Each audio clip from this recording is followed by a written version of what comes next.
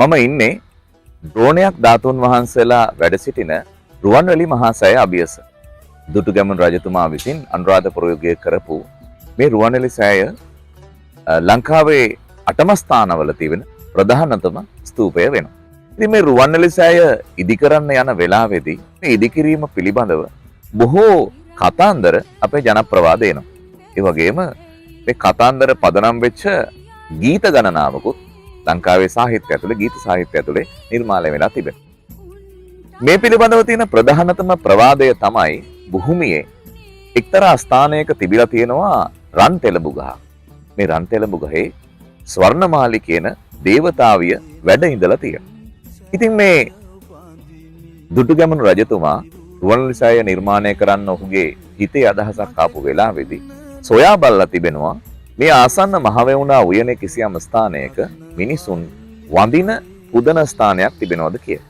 ඉතින් ඒ වෙනකොට මේ ස්ථානයේ තිබිලා තියෙන මේ රන් තෙලඹු ගහේ වැඩ වාසය කරන ස්වර්ණමාලී නම් දේවතාවියට වන්දනා කරන පුද පූජා පවත්වන පිරිසක් මේ ස්ථානයේ ඉඳලා තියෙනවා. ඔවුන් ගාඩි කුලයේ අය.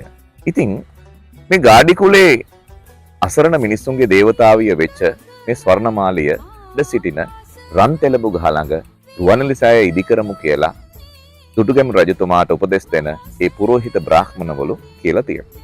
ඉතින් මේ පිළිබඳව කතා කරගෙන යනකොට එක්තරා තැනකදී දුටුගැමුණු රජතුමා පැමිණිලා මේ ස්වර්ණමාලී දේවතාවියට ආරාධනා කරනවා ඔබ ගසින් බසින්න මම මේ රන් තෙලඹු ගහ කපලා මෙතන සෑයක් මහ සෑයක් ඉදි කරන්න යනවා කියලා. ඉතින් ඇය එතනදී කියලා තියෙනවා මම මෙතනින් බැස්සහම රන් තෙලඹු ගහ විනාශ කරපුවාම මගේ ගාඩි කුලයේ අයට මගේ රොඩි කුලයේ අයට වන්දනා කරන ස්ථානයක් නැතුව යනවා කියලා. ඉතින් ඊට පස්සේ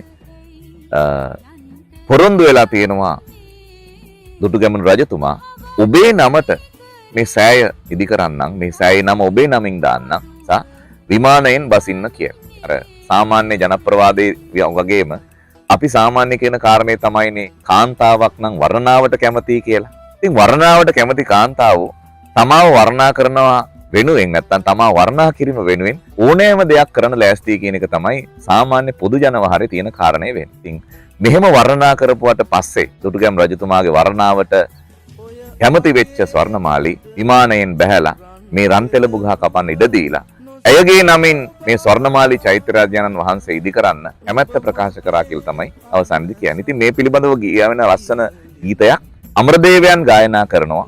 නුඹේ නමින් සෑය බඳිමි විමානයෙන් බසිනු මැනවි ස්වර්ණමාලියේ උබර ස්වර්ණමාලිය කිය.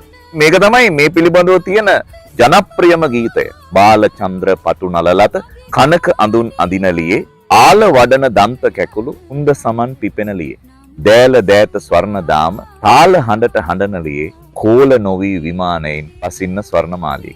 මේ ගීතය බොහොම ජනප්‍රිය ගීතයක් වෙනකොට අපේ ගීත සාහිත්‍යයේ තියෙනවා මේ ප්‍රදේශයටම ආවේනික මේ ප්‍රදේශයේ උත්පත්තිය ලැබපු වසන්ත දුග්ගන්නාරාල මහත්මයා ලියපු ලස්සන ගීතයක්. මේ ගීතයේ විශේෂත්වය තමයි මේ ගීතය ගායනා කරන්නේ සේනානායක වේරලියද්ද මහත්මයා සහ කුමාරි මුණසිංහ කියන දෙදෙනා.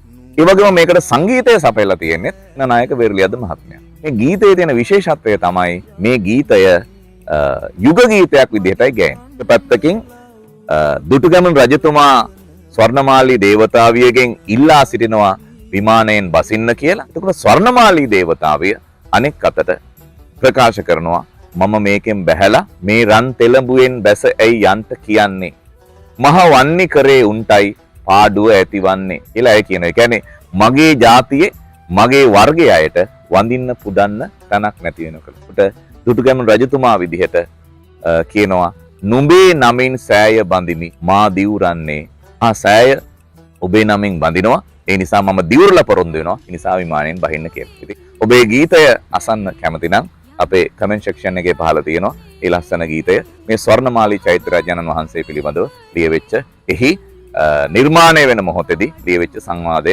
කියවෙච්ච සංවාදය පිළිබඳ ගායන ගීතය.